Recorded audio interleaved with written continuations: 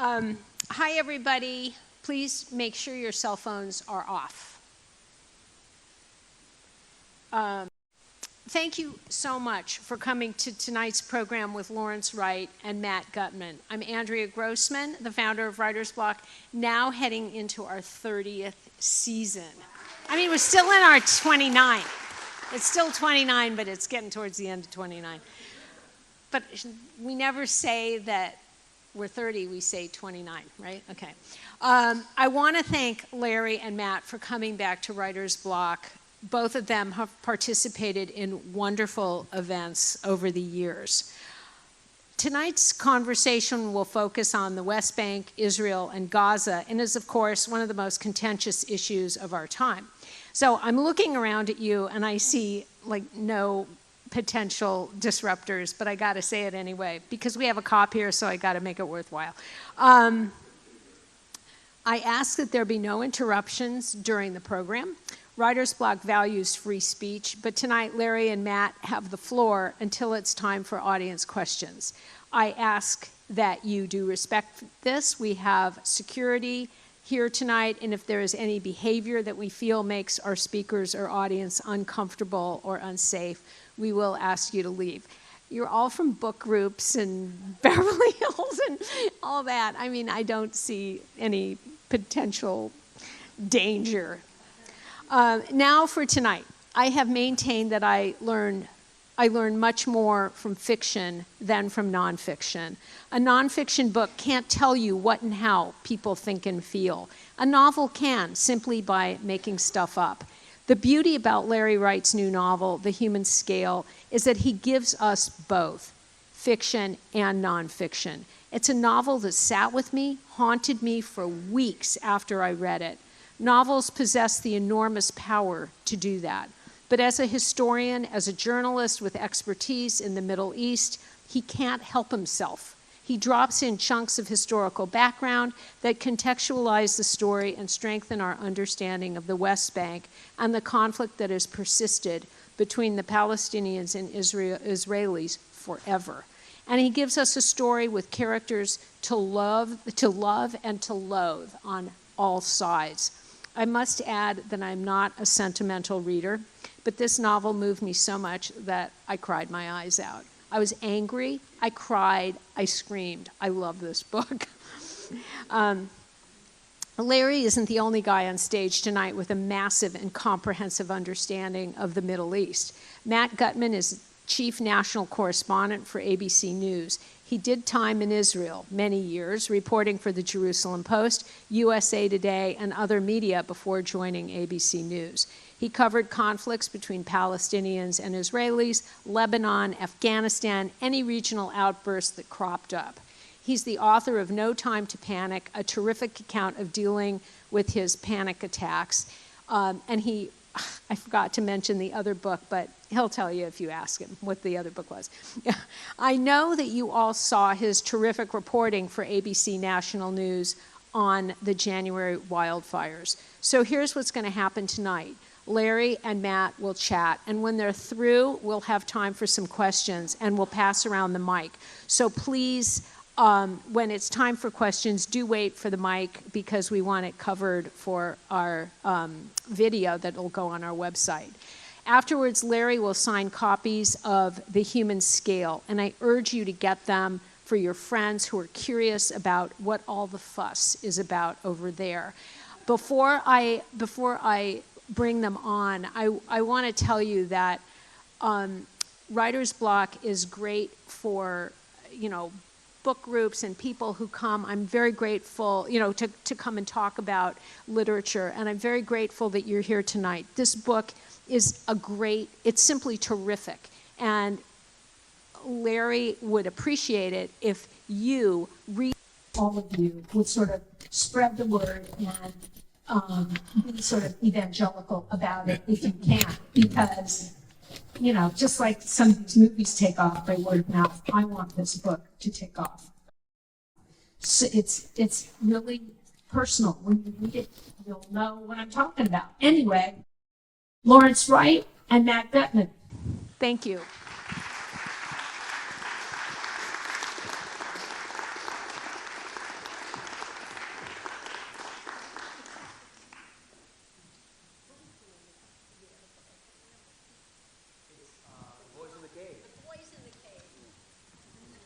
deep inside the mission to rescue the Thai soccer team. There you go. Hi, folks. How are you? So good to see all these faces here tonight. I really have the distinct pleasure of sitting next to a man whose work I've been reading since I started journalism and who I always looked up to and aspired to be. I just turned out that, maybe that TV and radio were my thing rather than writing. So I'm Oh yeah, being handsome probably helps. It's a face for radio. Lures you out of the writing game. So I really enjoy this book. I actually read it during the reporting of the fires because it was sort of my complete escape. So that was my January reading. If you'll indulge me, Larry, I'd like to start with a really quick anecdote. I was in Los Olivos this weekend for a wedding, and it was my cousin whose mother lost her house in the fires, and his girlfriend, who's also from the Palisades. They both went to the village school. They both have all their friends there. There were 15 people, 15 families at this wedding who lost their homes. And the dinner was outside, and so we were told to bring warm clothes. So I had a suit on, but I also had this keffiyeh. But it wasn't like a classic Palestinian black and white checkered keffiyeh. It's a wrap that they wear all over the Levant, and I bought this one in Afghanistan. But you should have heard the grief I got for wearing a keffiyeh. It was like people, and my cousin is Jewish, but his wife is not. Most of the people there were not Jewish. But, long live the Intifada, on with the resistance. And that's because I was wearing a completely black checkered, it was like full black. It didn't look like the Palestinian keffiyeh, but it's such a statement. So my question to you, Larry, if I can cause such a ruckus at a wedding when people should be drinking and dancing and celebrating and worrying about the fires that destroyed their neighborhoods and their homes, and they're worried about this keffiyeh that I'm wearing, why would you write, this giant epic novel about the Middle East conflict and the Israeli-Palestinian conflict? Why would you wade in there? Well, first of all, I'm honored by your being here, Matt. It just is wonderful to be able to talk to you and to this group. I appreciate all of you coming. This book, I've had 3 other novels, and they're all dear to me, but this one is special because so much of my life is poured into these characters and scenes that I observed, people I talked to, conversations I've held, and I have spent so much time as a reporter, as a teacher. I spent 2 years teaching in Cairo. I've gone all over the Middle East to report, and as a tourist, I even did a one-man show in Tel Aviv, and so I've spent a good deal of my business career in the Middle East, and it's always troubled me that I never fully understood it. I've studied it, I've talked to people, I've studied the languages, I've worked hard to understand it. But, it's one thing to look a person in the eye, but you have to be able to go into their mind and then see the world through their eyes. That's something you can't do except in a novel. There's no other art form that allows it. And I thought if I could create characters much like the ones that you and I have been engaged with for so many years and present them to the reader in a way that the reader has to acknowledge who they are, even if they oppose them. If you're a Palestinian, you hate the IDF, or you're an Israeli and you hate Hamas, and but you have to imaginatively put yourself into their shoes. That's what this novel is aiming to accomplish. Because if you can't see the other as a full human being, there's no chance of reconciliation. I mean, I think that putting yourself into someone's shoes is pathos, right? It's just... Okay, just a quick question. When did you decide that you had to write this book? Because, okay, hold on. How many people have read the book? Because I don't want to give up. Okay, so most people, right? Okay, about half, maybe half. It's hard to see. A third, keeps going down. Fine, no spoilers.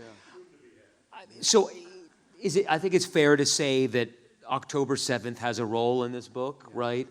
At what point, I know that you've been thinking about this for 20 years and reporting on the conflict for 20 years, but at what point did you decide, okay, I know I've had this mission for years, but this is the book that I have to write now?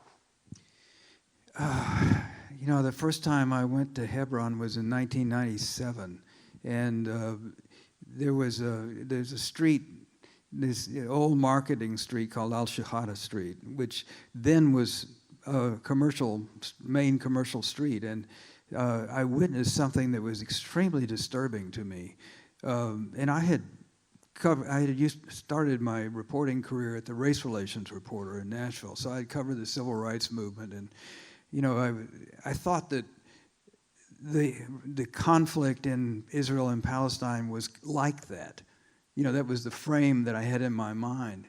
But I was on Al-Shahada Street, and there was a Jewish settlement right above it. And school had just let out, and these schoolgirls in their little uniforms were walking down this very narrow corridor, and these Jewish kids were throwing stones at them. And one of them threw a stone at me. It really pissed me off. I wanted more than anything to pick that stone up and throw it back. But then I noticed the Israeli soldier on the roof with an M16 who was protecting the boys who were throwing the stones. And that image stayed with me, to try to understand the hatred between these peoples became a kind of mission in my life. And, I had written a screenplay that didn't go anywhere, in which these characters first emerged. That was 20 years ago. And it stayed in my mind. I went back to it, wrote a draft, then went to Hebron again in February of 2023. And so the novel was more or less finished. That was kind of a fact-gathering, fact-checking type of trip. And while I was there, I had a tour of the old city, and I toured Kiryat Arba, which is the main settlement there. And then I had a peace. Well, I don't know, peacenik is not the right term, but there's practically one peacemaker in Hebron named Issa Amro.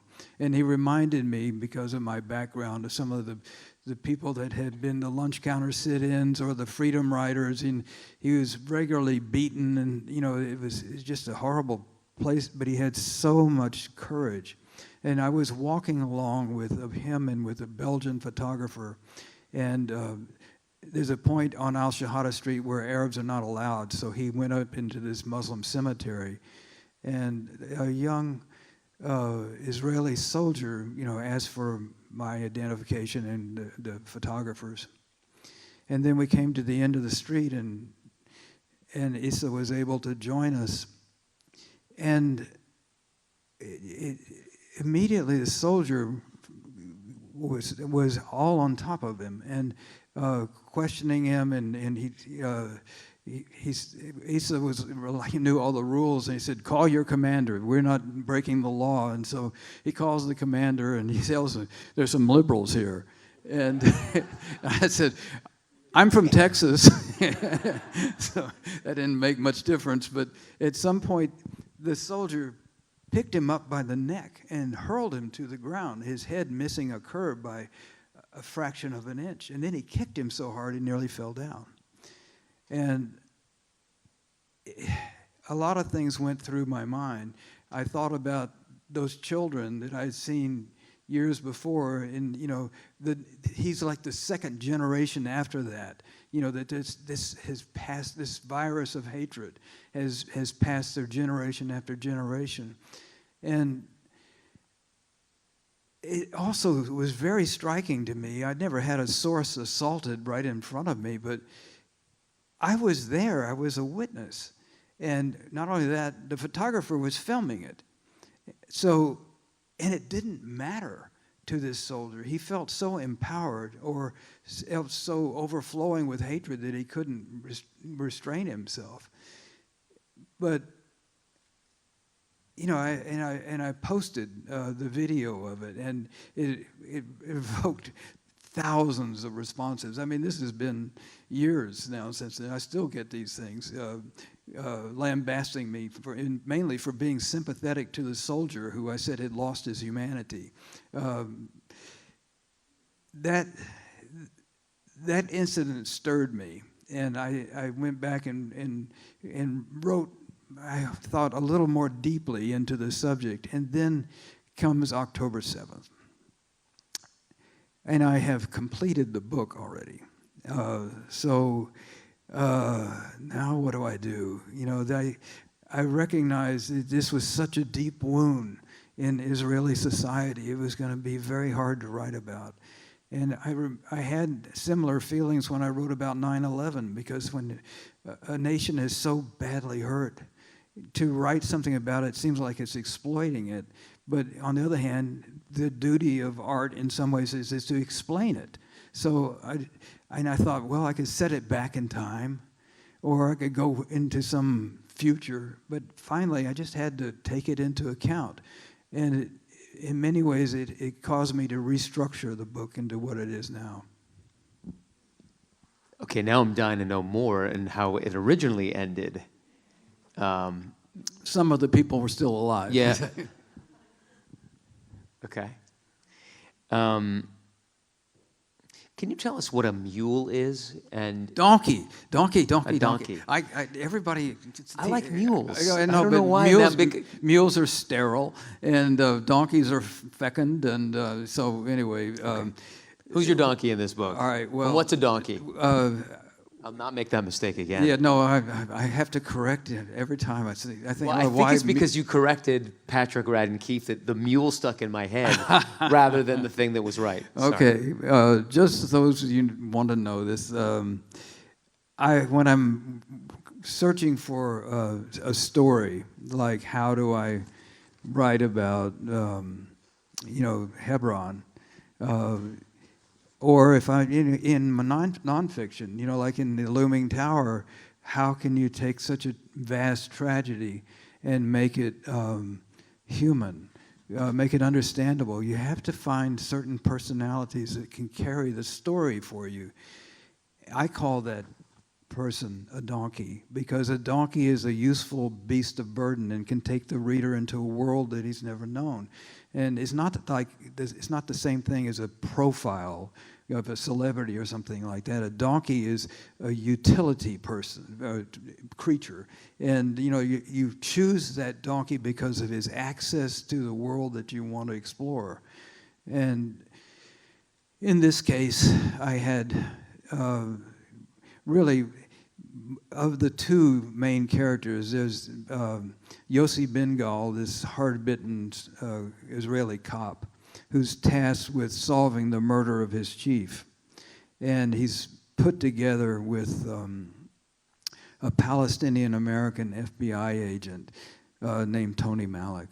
And they are pulled apart by the tides of history and ethnicity and religion. In short, they hate each other. But they find that they can't solve this crime without learning how to work together. And I recognize this is an overarching paradigm for peace and all this sort of thing. That's the author's message.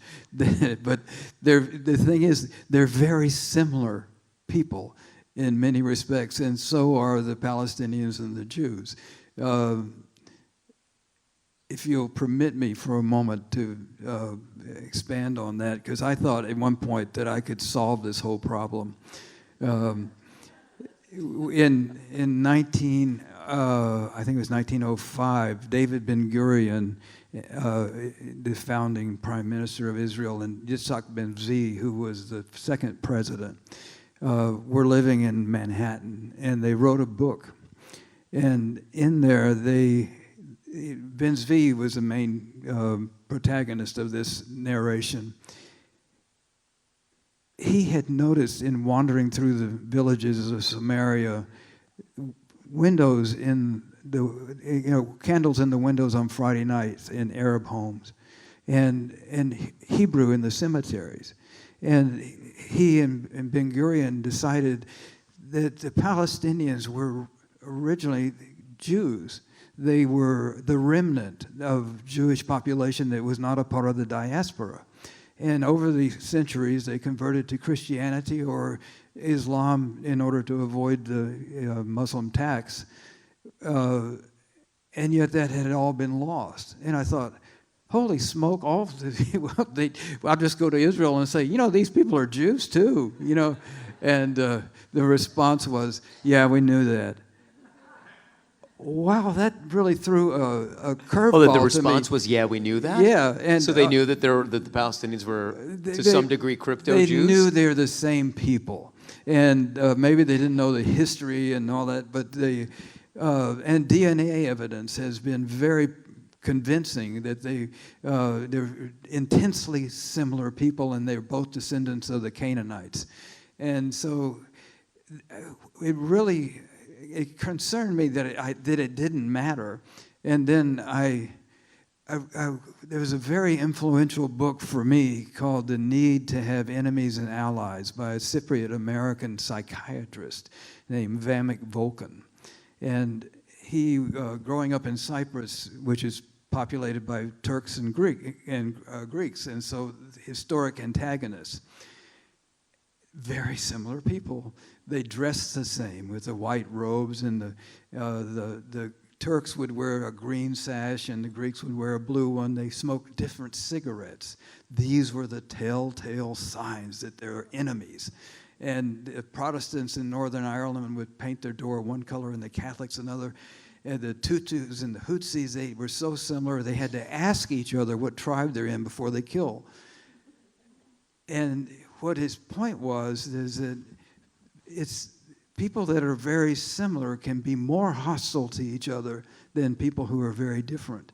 And I was always confounded by the idea that Arabs and Jews can live together peacefully in Brooklyn, so why not in the Middle East? And the context of this similarity is kind of like a civil war, civil wars are often far more bloody than other kinds of wars, and it's the small difference that is the aggravating factor. And he references Freud's narcissism of minor differences, which I think is a phrase that carries a lot of freight in this contest. I was wondering whether Hebron is your donkey. It's a good point, Matt, because Hebron is a big character in it, and it's basically the oldest Jewish city, and so people don't know the geography. Israel and the West Bank are very narrow, right? Without the West Bank, Israel at its narrowest is something like 10 miles wide. The West Bank is sort of shaped like half of a violin or a guitar, and there is the King's Road, and most of the big cities are along a north-south axis. And Hebron is the largest, right? Yeah. Bigger than Nablus. Right. And in some ways, it doesn't make any sense for Jews to want to live in the West Bank filled with, largely antagonistic Palestinians who don't really want them there.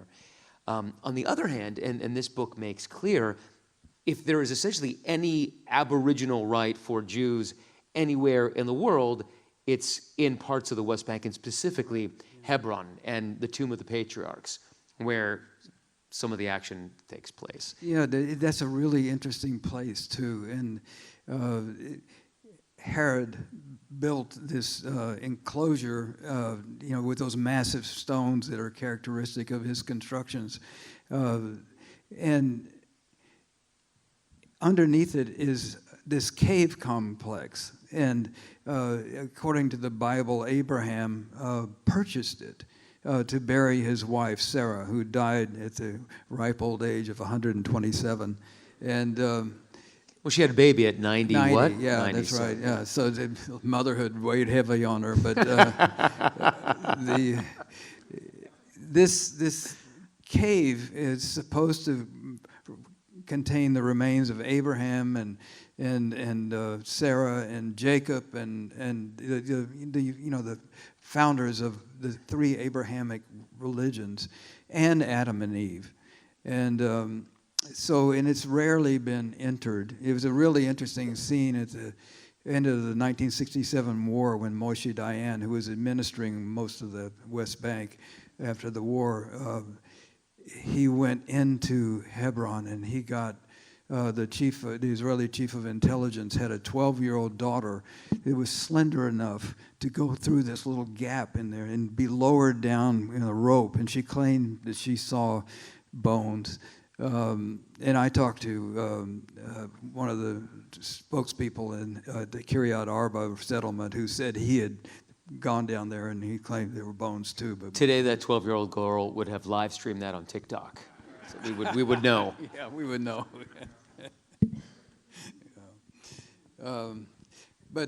And religion plays this outsized role that I've always been interested in how powerful religion is. We think about politics as reporters all the time. And people, I'm sure, that have strong political views that don't affect their behavior at all. But religious views, can dominate a person's life. And so I think we should pay more attention to it. But when you look at what, I've thought about what makes this so durable, this conflict. We were talking backstage. I'm the same age as Israel for 3 months of the year. Matt figured it out. And I'm a slightly older, although it's a young country. And Larry's a young man. Yeah, that's right. It's what are the elements that keep this? We had, in my lifetime, we've seen the end of apartheid in South Africa. We've seen the Soviet Union dissolve, a black man elected president. All these things were never expected to happen until they did. We had the war in Vietnam. We had Iraq I. We had Iraq II. We had Afghanistan. All that's a part of history. And yet this goes on and on and on. So what is it that it makes this conflict so singular? I think the narcissism of minor differences is a part of it. The Bible plays a malicious role, in my opinion. God promised Abraham the Holy Land, the Promised Land, on 2 occasions, and they're different sizes. God made and amend them. Originally, it was from the Nile to the Euphrates and up to the Litani River in Lebanon, so it's much of the Middle East. And then God sized it down a little bit, and so that it's more like the West Bank and Israel. In the Quran, interestingly, the Quran agrees that God gave this land to Israel, but then he changed his mind because the the Jews were so persnickety that he rescinded. Well, they turned on the prophet. He attacked them. Yeah. So but then, Moses dies and Joshua is entitled to go seize the land with the instruction from God to kill every living thing. So this is if you are a religious personality and you look at that and you think, this is what God commanded, it's an element I don't think it's normally taken into account in when we're studying this problem, but I think it's a real problem. It lingers as an obstacle to peace. I mean, I think we have to ask, given what's going on now. I mean, just even talking about peace, using that word feels almost passé or diluted or quixotic. You've lived 77 years. Israel's 76 years older. Do you think that you will live to see any semblance of peace? Let's say quiet. Let's say some sort of truce. Let's talk about peace because, in my opinion, quiet is, I conceive of this conflict as being just one long war that began in 1948, followed by intervals of quiet, which is mainly a period of rearming, and then back to war. And I also don't believe that these two parties can solve it themselves. They have not shown the ability to struggle to peace. So I think the world community has to take a broader role. And I recognize that anybody who speaks about peace in the Middle East is immediately seen as a moron or, at the best, a naif. But, and I plead guilty to that in this regard. But I think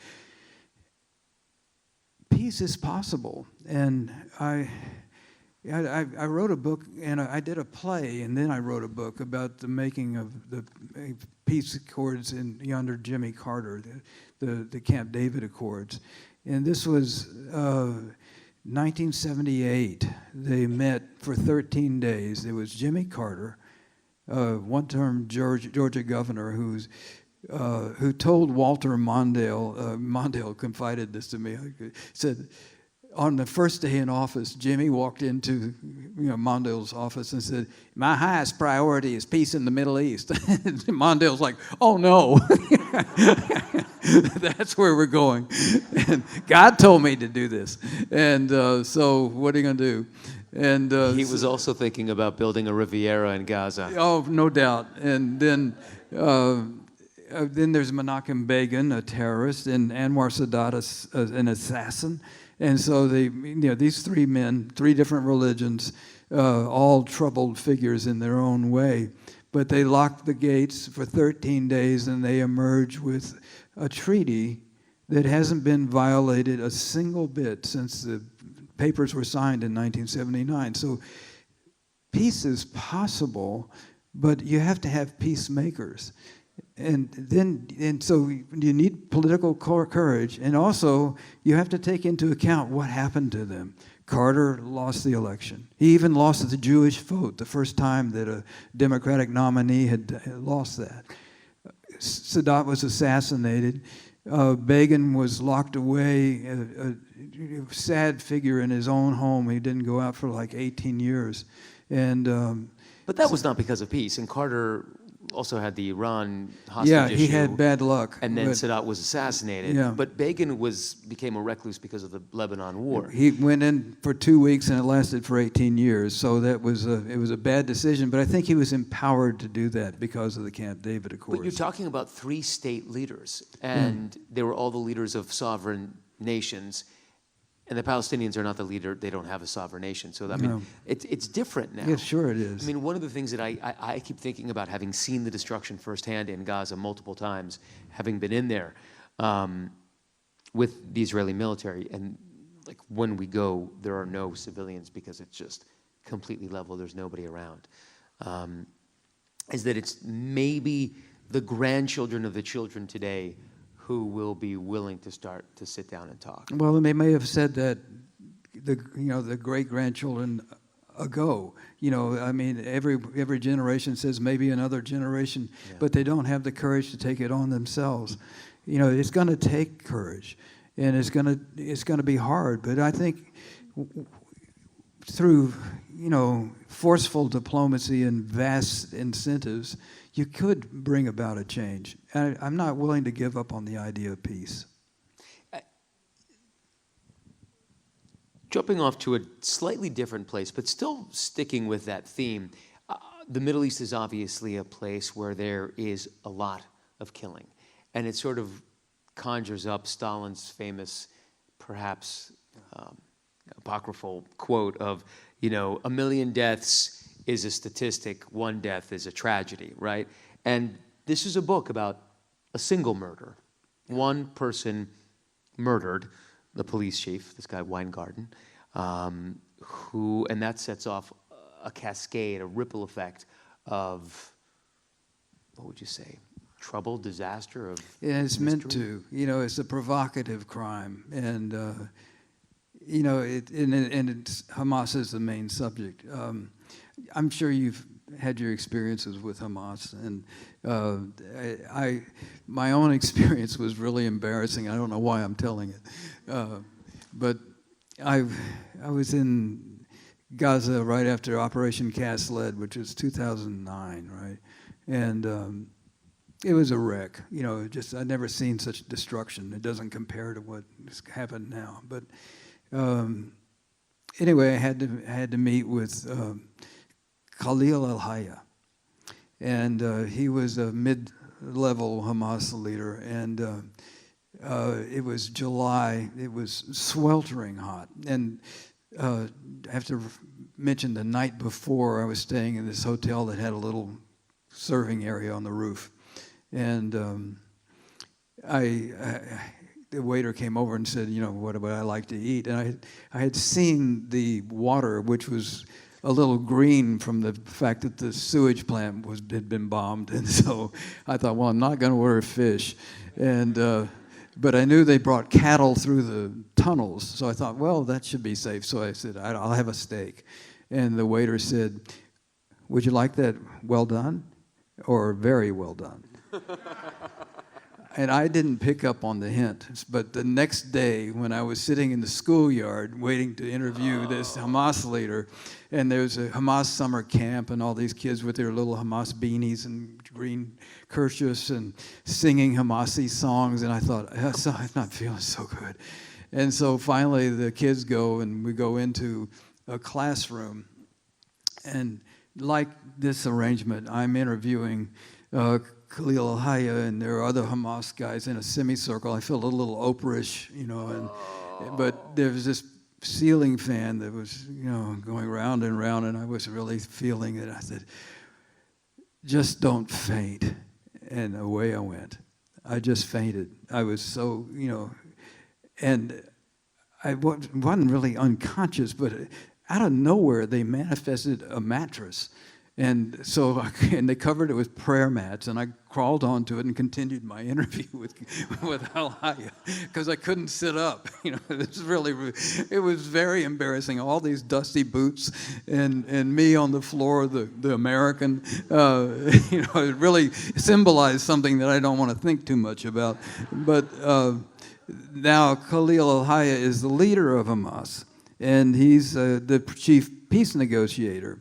So one of the things that is a lesson that I think I've learned from reporting is that you paint your characters with dark and light colors, because if you don't understand, you don't truly understand who you're dealing with. And Khalil al-Hayya is an example of that. You have to make peace with your enemy. And that enemy for Israel right now is the guy that was so kind to me when I had this really mortifying experience. So I'll always remember that part of it, but at the same time, I've seen what Hamas is. It's a tyrannical organization by any measure. And one of the things I think that people don't ever take into account, they were elected to office in 2006. It's the last time they had an election. An exit poll of people who had voted for Hamas, 80% of them said they wanted peace with Israel and they wanted Hamas to drop the Israel crap. They voted against the corruption of the Palestinian Authority. So democracy hasn't been kind to the Palestinians. I've had similar interactions with Hamas leaders, including. First of all, was anybody else worried that Larry was going to say that he soiled himself or was about to? That's where, after the steak, well done, I'm like, oh no, Larry. Is that what it is? No. So I was actually very pleased and relieved that you fainted rather than... I cleanly fainted. I just want to make that clear. There was no puddle. It's so dainty. Yeah, I've had to run to the restroom in Gaza many times in the early 2000s. And in 2000, I think it was 5 or 6, I met with Abdelaziz Rantisi, who was then the head of Hamas, and in his penthouse apartment. And before he did the interview, it was just me and him, and I was ushered up. And when you're with Hamas, by the way, and you book an interview with them, they're incredibly hospitable, and you are safe. They're not going to Daniel Pearl you. Like, that's the contract. They're going to usher you in. They're going to escort you out. If you get killed somewhere else, that's on you. But it's not going to happen, at least back then. Although it did occur to me that an Israeli strike might just happen to pick up a stray reporter or two. So I was with Abdelaziz Rantisi, and he prayed, and it was like yoga or meditation, the way he prayed. And then his son came up, and he was so loving towards him, just like any other father, And I took a moment to register the duality here of a man who dispatches people to blow themselves up on buses in Tel Aviv, where I live, versus this man who's just like the way I want to be as a father and the way I believe I am. Anyway, driving home from Gaza that day, my phone starts blowing up. Israel assassinated Abdelaziz Rantisi with rockets. That day. And I didn't go back to Gaza for over a year because I was afraid that I'd be marked as something. But the duality is, you put it so nicely, the dark and light colors is something I think about all the time. It's become harder to think about after October 7th. So when you have people, when you speak to people who've read the book, what do you hope that they've come away with after the... Yeah, my goal is for the, a lot of people have taken one side or the other. And my goal is that whatever side they've chosen, they are now able to see a little more clearly into the thinking and the experience of the other. That's the whole goal of the novel. There are different, it's not just these two characters. There's the Issa Amro type character, the guy who's fighting for peace, the daughter, Sarah, of Yossi's daughter, who is studying at Sciences Po in Paris, and torn between her love for her father and her misgivings about Israel. And, all of these things are different perspectives. When you go there, it's so rich with discussion and fury and questioning and so on. And that's all of those, that high boil society in both sides that I tried to pack into the book, because it's tragic, but it's also exciting. No, it's definitely exciting. I think one of the things that I've experienced in basically 25 years, 24 years of covering the Middle East is humility. Is the fact that I still don't know, and I still don't get it, and I'm still wrong. I was one of the people who believed that Hamas was a very logical, practical organization that wanted some sort of long-term hudna, some sort of ceasefire with Israel. Okay, we're not going to make peace with them, right? We're not going to be friends, but we can call it off for 50 years or 25 years, and that'll work. And I knew that money was going into Hamas, and I thought, okay, that makes sense. They have to fund themselves somehow, pay the workers. So, I think I was one of many people who is constantly relearning the lesson of the Middle East, constantly being schooled again and again every time you think that you understand it. There was an Egyptian comic, you may have run across him, Ali Salim, and Ali Salam, Salam. And he was scorned in Cairo because he had driven to Israel just to see what was going on there. And it was like, oh, you can't do that, But anyway, I was interviewing him one time in Cairo, and he said, the United States is now a Middle Eastern country, and you're going to have to think very old thoughts. And that has come to mind many times. And then just when you were saying that, it is, maybe our thoughts aren't quite old enough to comprehend the paradox. I'm going to let that sit with you for a second, because that's pure Lawrence Wright right there. I think, is there something else you want to say? Because I don't want to keep anybody, but I do want to open it up to questions. Unless you want us to keep going. Do you have questions? Does anybody want to ask something? You have to say something because we can't see you. Yeah, we can't see you. Okay. I'm going to pass the mic, and I realize that I only see two up here, so I'm going to use your mic and ask if there's another mic. Hey, Colton or the guy upstairs, do we have another mic? I'll wait. But in the meantime, I'm going to, where was this guy? Okay, I'm coming down. I'm passing it. Thank you. I'm stealing your mic. That's okay. And if you have a question. That's okay. I think you can all hear me anyway, right? Yeah. He's got that big broadcaster voice, so it is a... Yeah. Hi, Larry, and question. What role could or should the Saudis play in the Middle East? The only role the Saudis ever play is the money game, and that's true of all the Gulf countries. They can afford to provide a lot of consolation, and if the world community really, I'm including the Arab countries, the European countries, America, if we all got together and said, stop this, here, let's get together and really talk about a solution that would work for everybody and have enough incentives on the table. And you could have billions on the table, thanks to Saudi Arabia. It would make a difference. It would make a real difference. But, if they walk away from that, then, it's on them. But I think that we haven't ever really made the push internationally to try to bring peace to people who can't find it on their own. But Larry, I'm going to challenge you for a second. Sure.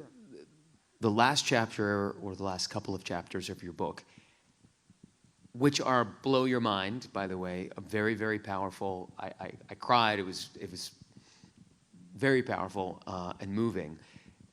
But you basically prove, or you say, that that's not possible. The cruelty displayed by Hamas and the adherence to that brand of Islam seems to make the quest what it for is, peace Matt, is impossible. Forgiveness may not be possible, but reconciliation might be. No, but I'm saying they don't want it. Well, that's true. Those that's people the will problem continue. Is that they and when you say those people, there's always people to subvert. When you have Rabin gets assassinated, Baruch Goldstein goes into the mosque and slaughters 28 Muslims at prayer. The bus bombs go off. These are purposeful, aimed at stopping peace. And it's not most people. It's those people who want to stop peace.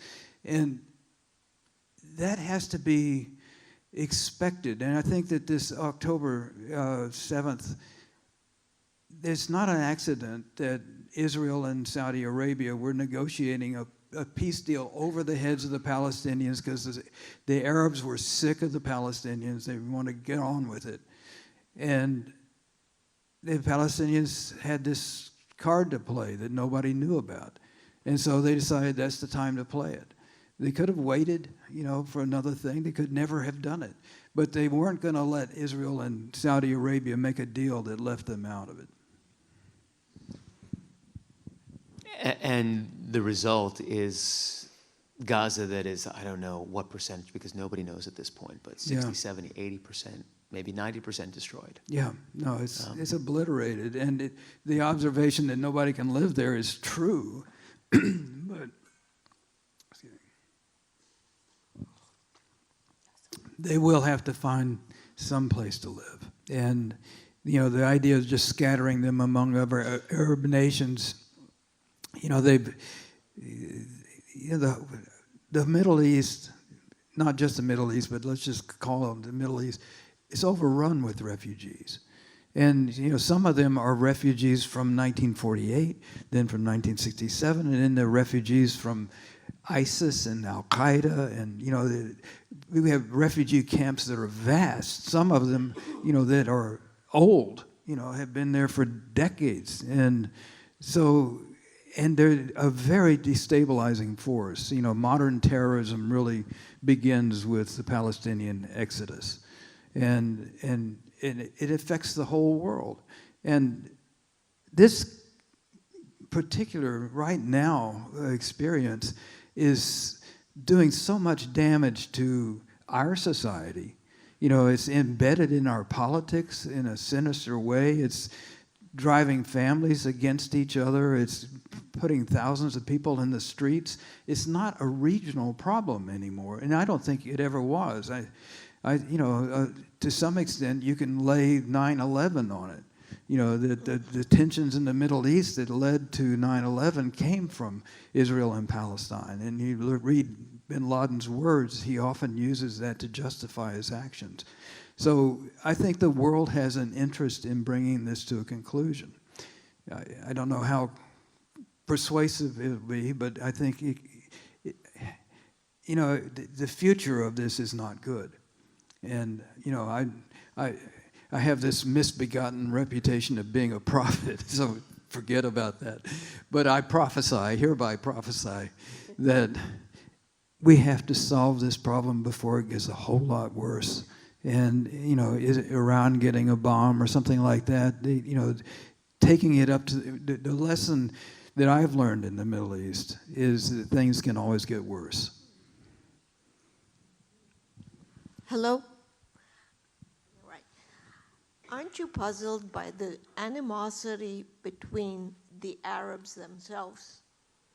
I mean, the Saudis don't like the UAE, don't like Qatar. I mean, just among the Arabs themselves, there is no love for each other.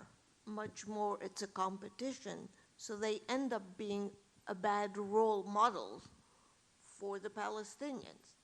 And they have abandoned the Palestinians. They're tired of them. But at the same time, they're harmful to each other. Well, the same thing has historically been true of Europe.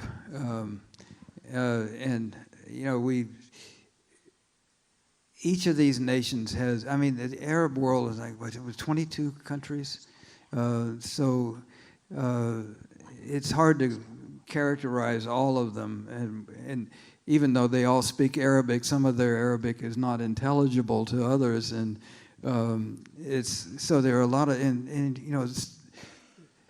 the Saudis were, those Arab countries that are blessed with oil resources are unfathomably wealthy.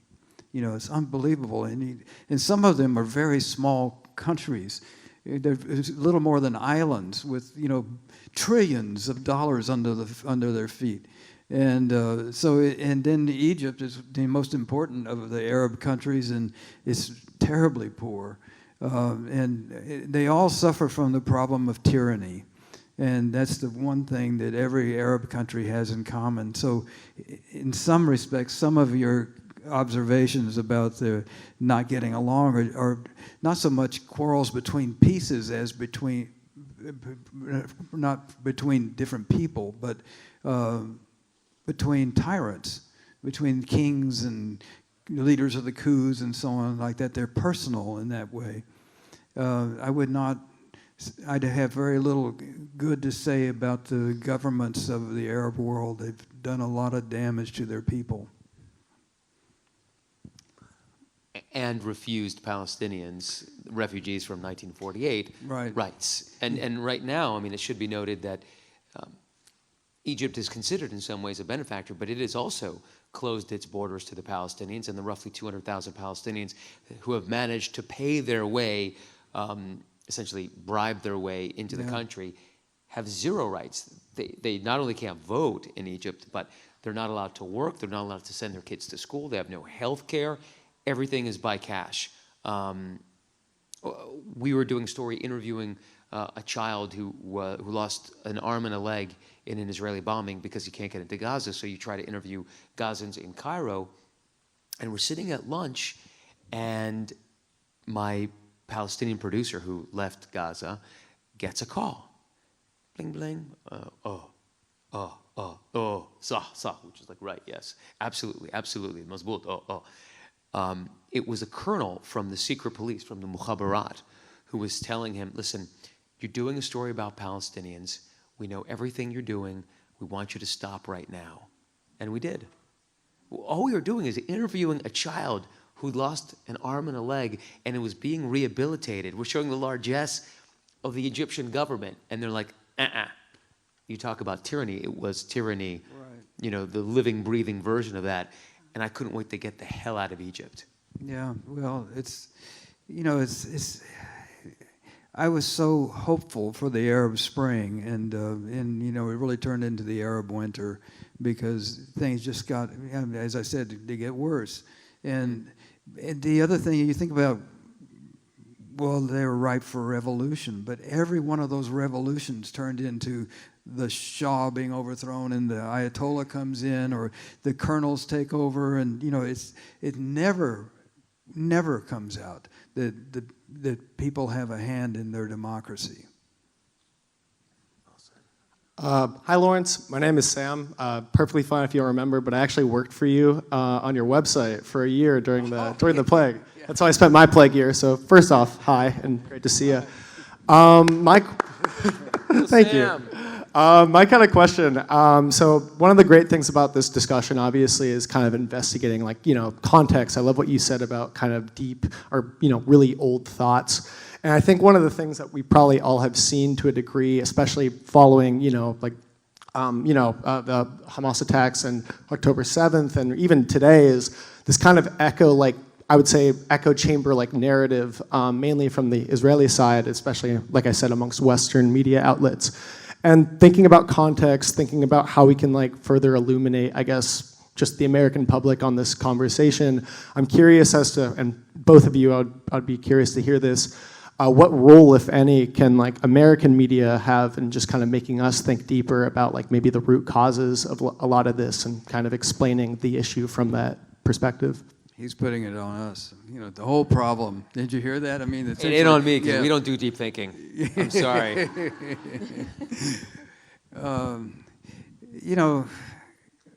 My experience in the American media,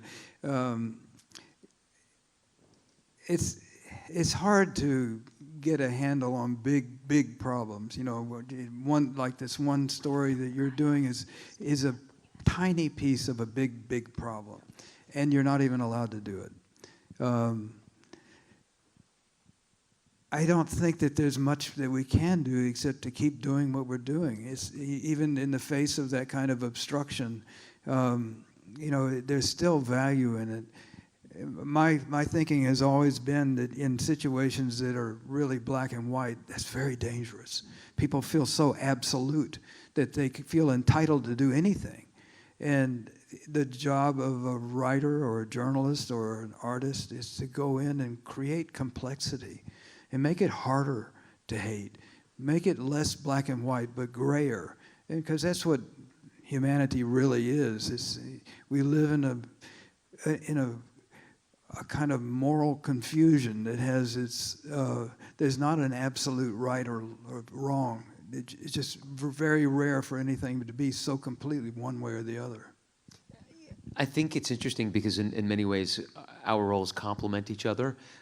Larry's job is to paint this large canvas, and he's careful with his brushstrokes, and he can, really shade in that complexity. In news, and we do long form, but in TV news, we do 90-second pieces for the most part on the main news bulletin on World News Tonight or GMA, 2 minutes, maybe 2.5 minutes. And so for me, I think about it in two ways. One is getting the reps in, right? Getting people familiar with the story so they know the concept of, let's say, this is hypothetical, Hebron. You mention it in 15 pieces, people are going to start to know, oh yeah, Hebron, I know what that is. There was this conflict. Oh, these Palestinian farmers in the caves south of Hebron, they're getting kicked out. And yeah, there was a guy who won the Oscar with that documentary, right? It's about getting the reps. The other thing is at least in TV news, is creating one memorable moment in each piece, something that the audience will be able to take away. And I don't expect people to remember the 90 seconds, but if there's a 5-second, if there's one line that I write, or if there's a stand-up that I do, a piece to camera, or 5 to 10 seconds of an interview that will be memorable, I wouldn't say it's seared into the memory, but it's, at least stamped in there for a short duration of time until the next rep. So hopefully that's how we try, or I do. And just a very brief example, nobody wanted me to do this story about this kid who was shot in Sanford, Florida in 2011. Nobody was interested in the story. My producer, I was based in Miami, was Bahamian, Nigerian. He's like, Black Twitter is all over this. I'm telling you, Matt. Everybody. So I'm like, okay, let's go up. And if the main show news bulletins don't want to do it, we'll do it for .com. We'll do it for the internet. And we did. And it ended up that story, after multiple reps and keep banging at it, was the Trayvon Martin story. And it ended up being huge, and it changed the way that many Americans related to violence against black people. Yeah. Anyway, so that's just... It's interesting. You know, I was thinking about, and the visuals that, you know, you can add that I can't. The little moments that are in a story, and then, you know, there's something about hospitals being bombed in Gaza, and you see this mother, and there's a little girl who's dead on the floor. And just, you know, it's common sight. You know, you can see it a million times, you know, but it just really got me. And then as a reporter, you know, there have been more than 200 reporters killed in Gaza. And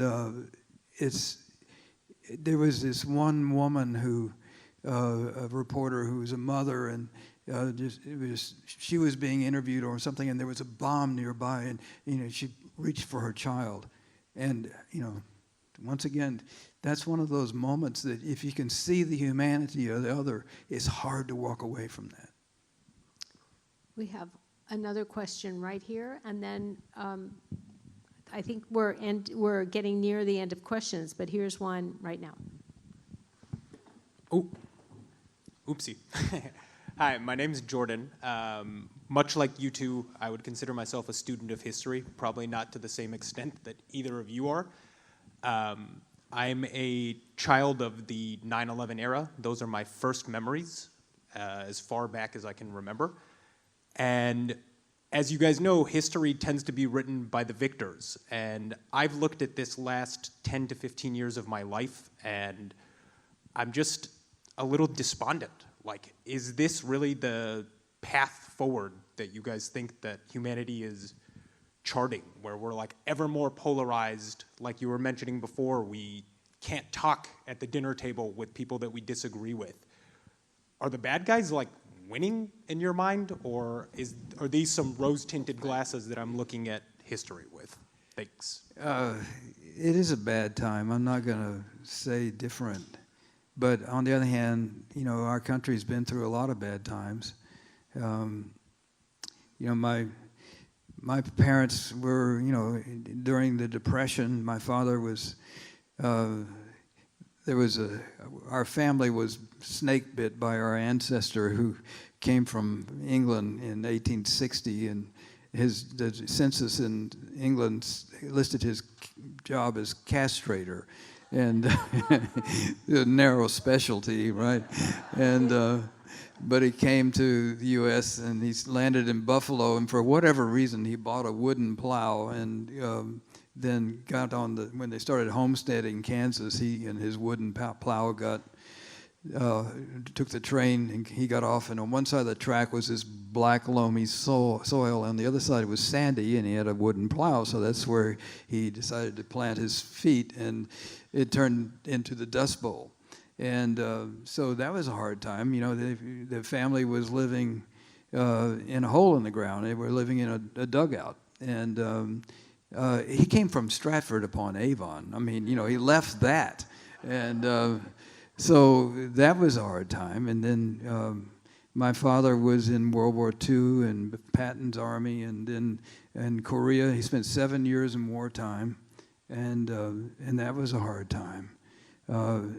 The greatest generation gave me and my generation the Vietnam War, and the arguments over our dinner table were awful. I mean, my father and I were so estranged. It took a long time to heal that, and so I look upon these as horrible moments in our history that somehow this nation has survived, and I don't think survival is a guarantee.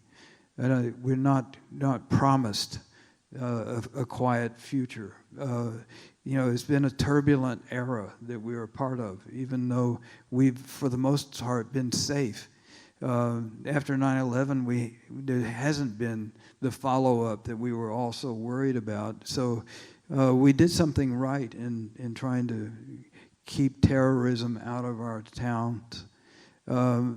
But, you know, it's my observation right now is this is a time characterized by cowardice, and that can't be good. Just want to make sure that everybody who had a question. Sorry. Yeah. Oh, I'm coming over. Okay. Let's see. Okay. Iris. Okay. So my question is, what does peace look like in the Middle East? You're going to have to do this too, okay? My feeling about peace in the Middle East is that people aren't dying. You know, that would be the summation of it. But peace in the Middle East between Egypt and Israel exists. You can look at it. They have diplomats. They have embassies in each other's countries.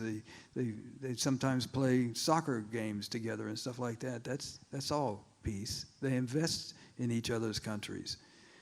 So, you know, yeah, peace is not going to be perfect. Yeah, that's you know, it's a misunderstanding of peace to think that it is a time of calm, or, you know, good humor or whatever. Peace can be turbulent, just like we're enduring in this country. But it's better than war. Matt, it's your turn. I just want to commend you for the question. It seems like a very simple question, but it's actually really complicated, right? And the answer is, I think, beyond my capacity. And I found a new humility since October 7th. You know, I really thought I knew stuff, and I don't anymore. And maybe peace doesn't look like what we thought it would look like 5, 10, 20, 30 years ago, you know, 1977, when Sadat made this incredibly bold move by flying to the capital of Israel and speaking before the Israeli parliament, the Knesset. I mean, that was bonkers. How cool. Yeah. That was an age of courage, Right. not cowardice. Yeah, and they killed him for it. And they killed him for it. But please expand on this new humility. You just, tell me how you've changed. It's just a state of not knowing. Yeah. It's a state of, I didn't expect October 7th. No one thought, well, maybe some people thought they had the plans, but nobody really thought that they would do it, because why? You know that if you launch that attack, Israel is just going to pummel you. And it's Netanyahu in office, so, you know, he's going to have to kowtow to his right, and they're going to mow Gaza down. I mean, people have been begging for the opportunity to, quote, turn Gaza into glass. So what reasonable organization would ever launch a surprise attack like that and then keep the hostages? So I never saw that coming. I never expected it. I didn't expect Israel to pursue such a merciless reaction against Gaza. I never expected the war to last this long. I didn't expect this many people to die. I knew it would be catastrophic. I couldn't imagine it being this bad and last this long. I didn't think that President Trump, I mean, I thought he had a good chance of being reelected, but I never thought he would espouse the expulsion of the Palestinian people and talk about a Riviera in Gaza without most Gazans. So I just don't know. I don't know what peace looks like. I don't know what the future looks like. All I know is that it continues to surprise me, and that, you know, it's probably best if I keep my mouth shut about that. Although I do agree with Larry that this is an age of cowardice, and that there was a bygone era of courage that would certainly be wonderful today if somebody would go back to that. Thank you. That's a perfect place. With some hope, I think, maybe, in there. Sorry. Nobody else would. Thank you so much. I'm going to take you out to sign books. It's a great book. My friends here in this book group said that they've never heard me insist on reading a book so much. But So, first he signs mine. yeah, of course. I insisted that everybody read Matt's too. Andre, I want I to. mean, Oh. Mike, I want him to sign my copy. Oh, Oh. okay, good. Yeah. I want to thank you for having this whole series of programs. This is one of the things that democracy is all about, and one of the things you don't see in so many of these Arab countries is, communities coming together, having their discussion, sometimes not always agreeing with each other, but it's civil discourse like this that keeps the ball rolling for democracy in America. Thank you. Thank you. Thank you, Andrea. Thank you. I'm going to put the mic And up. to the crowd, thank you. Those were fantastic questions, really thoughtful, and that is what should give us hope, that civil discourse. So thank you. Lawrence Wright, everyone. Yeah. Thank you.